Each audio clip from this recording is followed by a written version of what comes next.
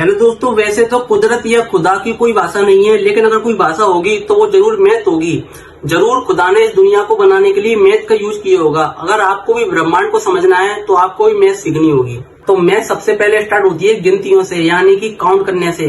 तो क्या इंसानी केवल गिनते हैं? तो ऐसा नहीं है। देखिए, जब चींटी चल रही होती है तो वो अपने पैरों गिनती है, ताकि उसको पता चल जाए कि वो जब खाना लेकर पहुंचेगी तो वो कितने कदम चली है।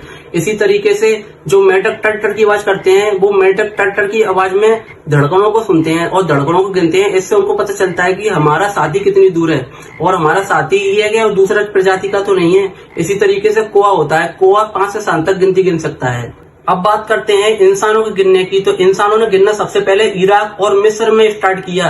जो मिस्र के पिरामिड हैं उनको 5000 साल पहले बनाया गया था। उसमें बेहतरीन जियोमेट्री का इस्तेमाल किया गया, जबकि चीन की दीवार होती है उसमें बेहतरीन मैथमेटिक्स का यूज किया गया, जब वो इतनी ताकतवर दीवार बनी। आज के इंजीनियर ऐसी दीवारों को बनाने में चकमा खा सकते हैं। यूनान हो, मिस्र हो, चाहे चीन हो, वहां पर गणित का काफी यूज किया जा रहा था। लेकिन जब जब बात आती थी जीरो की तो वो जगह को खाली जगह छोड़ देते थे। लेकिन जब भारत में बात आई खाली जगह की तो लोगों ने इसको शून्य कहा। उसके बाद तो मैथ की सारी तस्वीर ही बदल के रख दी गई। देखिए, जीरो या शून्य हो, ये भारत की पुरानी धार्मिक किताबों में इसके बारे में हजारों साल पहले बता दिया गया था। जीरो मतलब कुछ भी नहीं।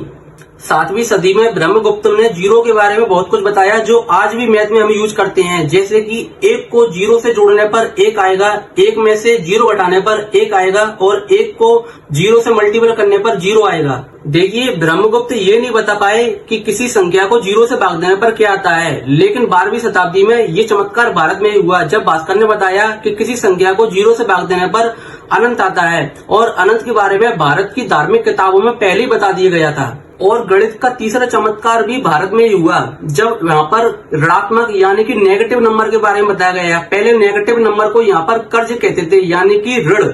जैसे कि 1 में से 2 को घटाने पर -1 आएगा, ना कि 0। अब बात करते हैं ट्रिग्नोमेट्री की। देखिए, जब महीने में 2 बार चांद आधा होता है तो वो सूरज से एक रेखा में होता है और पृथ्वी यहाँ पर होती है, तो ये करीब 90 डिग्री होता है और एक ट्रायंगल बनता है। और भारतीय गणितज्ञ को ये पता था कि जो सूर्य की पृथ्वी से दूरी होती है वो करीब 400 गुना ज्यादा होती है पृथ्वी से और चांद के बीच की दूरी में। तो इसी का यूज करते हुए उन्होंने सारी कैलकुलेशन कर ली थी। मतलब भारतीय गणितज्ञ जमीन पर बैठे बैठे अंतरिक्ष को नाप रहे थे। और सबसे कठिन सवाल का जवाब भी भारत में ही दिया गया, मतलब पाई की वैल्यू। इसके बारे में आर्यभट्ट ने बताया कि पाई की वैल्यू 3.14 होती है। और इसी का यूज करते हुए माधव ने धरती की परिधि की कैलकुलेशन कर ली थी, मतलब धरती की परिधि कितनी होती है। और माधव ने बताया कि 0 से 1 के बीच में भी एक अनंत होता है।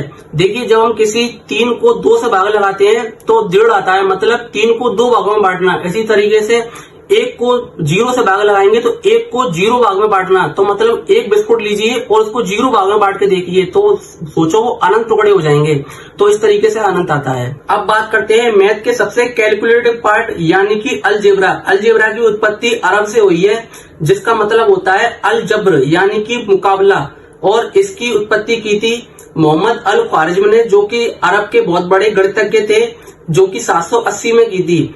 और इनको गॉड ऑफ कंप्यूटर साइंस भी कहा जाता है। इनके बारे में ये लंबी वीडियो हो जाएगी, इसलिए अगली वीडियो में इसके बारे में जानेंगे।